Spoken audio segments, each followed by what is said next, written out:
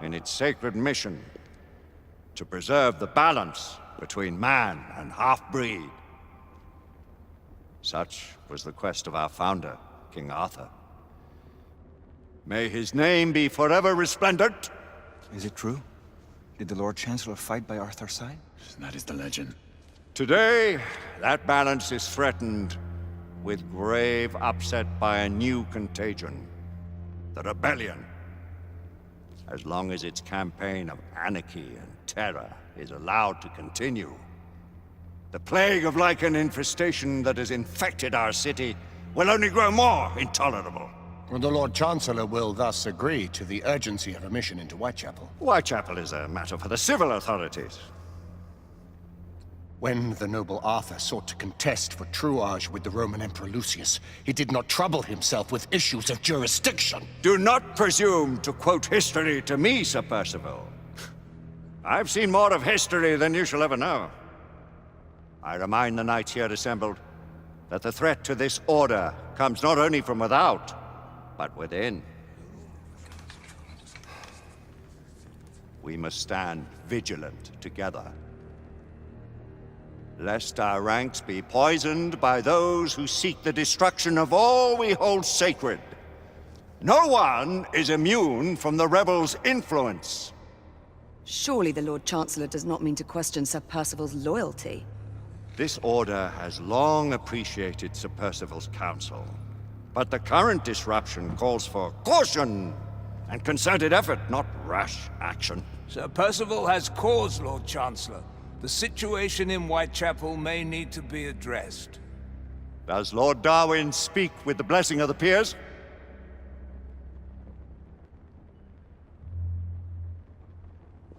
Lord Hastings, Lord Dunglass. He does, Lord Chancellor. Perhaps the question should be put to the Council. Very well. What says the Order of Her Majesty's Royal Knights in the matter of Whitechapel? Aye or nay? Nay! The nays have it. This council is dismissed.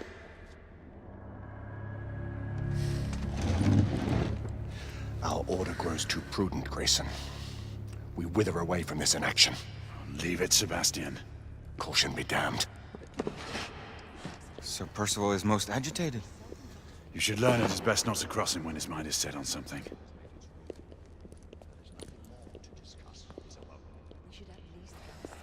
What do you make of this?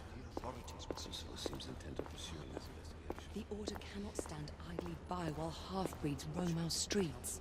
You cannot deny that there is some truth to what Percival has said. Need I remind you of your place, Lady Egwene? Who are you to question the Council's wisdom? Yes.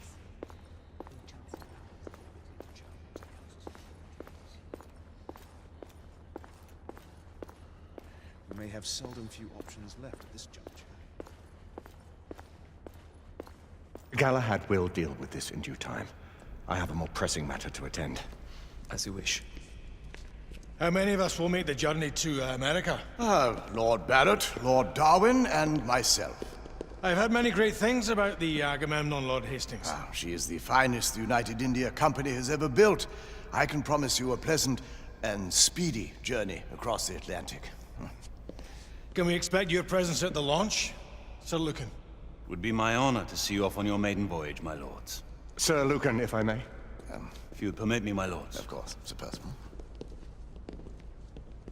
Alistair, you know as well as I do that Whitechapel is the key to these disturbances, to everything. My opinion is immaterial. The council has spoken. Few dared countermand your father's express wishes. Need I remind you that we all serve at the Lord Chancellor's pleasure? You are the Knight Commander! Make him see reason. You think an incursion into a rebel stronghold is reasonable? I consider it an acceptable risk. One for which you'd be willing to accept full responsibility should unforeseen circumstances arise. Let what befalls be upon my head, no one else's. Whitechapel remains off limits. That is officially. You have my thanks, Sir Lucan. Of your thanks I have no need. Bring me results. As the Knight Commander wishes.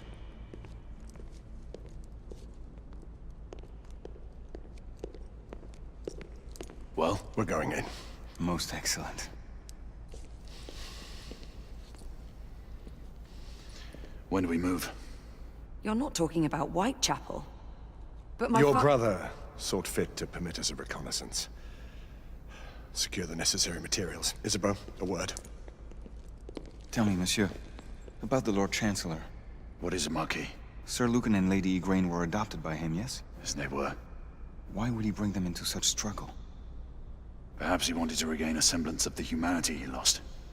When time came to join the Order, the choice was theirs to make.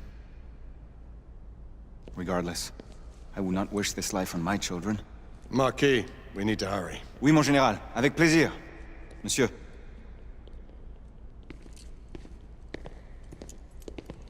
Friend Mallory has always been something of a rogue operative. I've never known a better man. Still, I shall rely on you to be call it a sobering influence. Sebastian and I have long been partners. I trust him with my life. A little restraint would not be ill-advised. Do look after my sister, won't you? No man in the realm can keep Isabeau from danger when she's of a mind. Oh, you say true. What's a brother to do, eh? Good luck and Godspeed.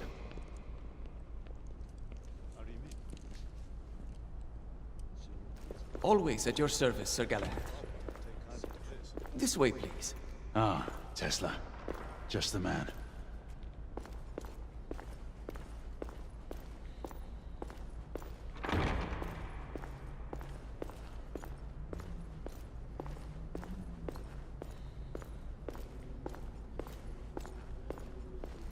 What new developments do you have to show me? Quite a few intriguing things, if I may say so.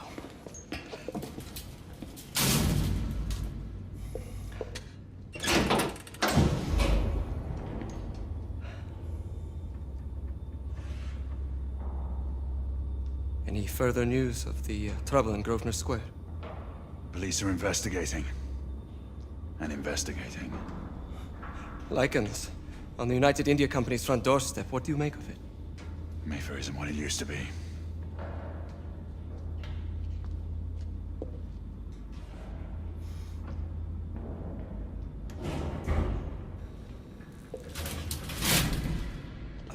Permit me to oversee a few of my new experiments. In the meanwhile, take a look around. Play with whatever strikes your fancy. But do be careful.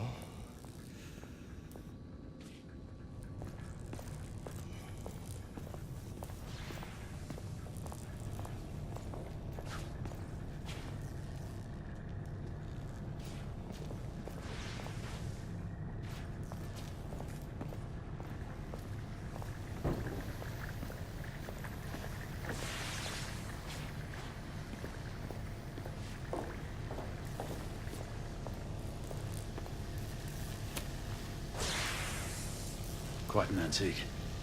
Hard to believe we ever use these communicators.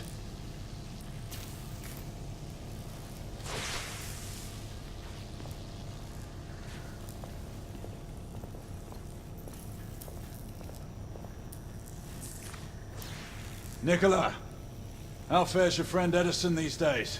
Thomas and I are not on speaking terms. The man is an idiot!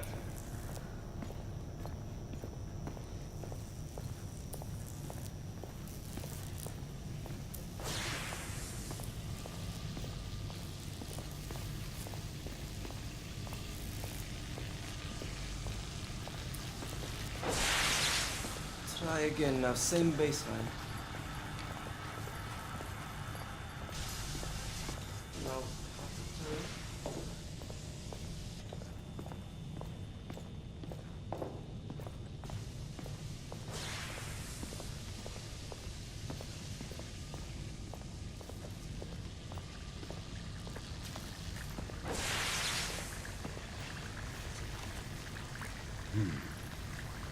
All gibberish to me.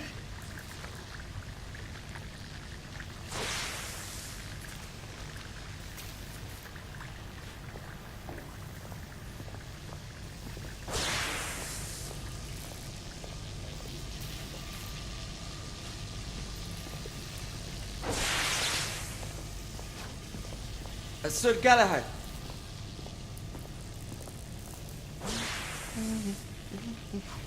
Please, this way.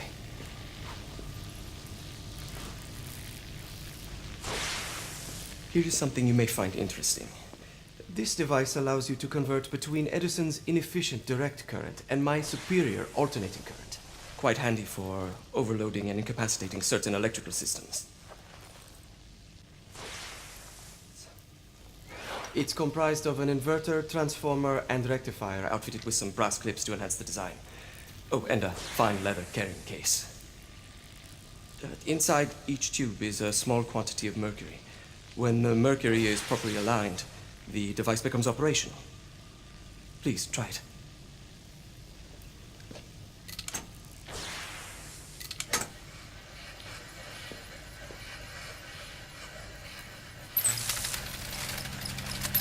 Ah. You never cease to amaze, Nicola. I'd appreciate your expert opinion on my latest whimsy.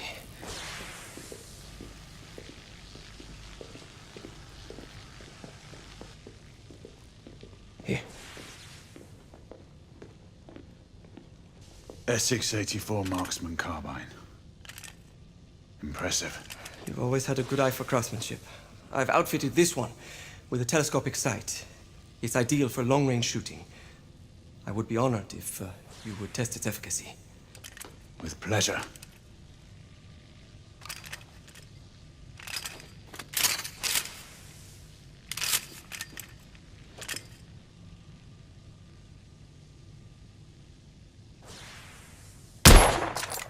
Nicely balanced.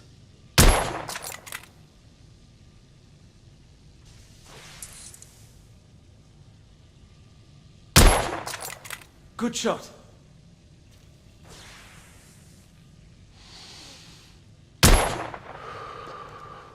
Some muffling might be in order as well. I'll attend to it immediately. So, are there any other of my children that you would like to meet? The offer's tempting, but I must return to the others. Of course. Oh, the monocular that General Lafayette requested is over there on the table. I'll see that he gets it.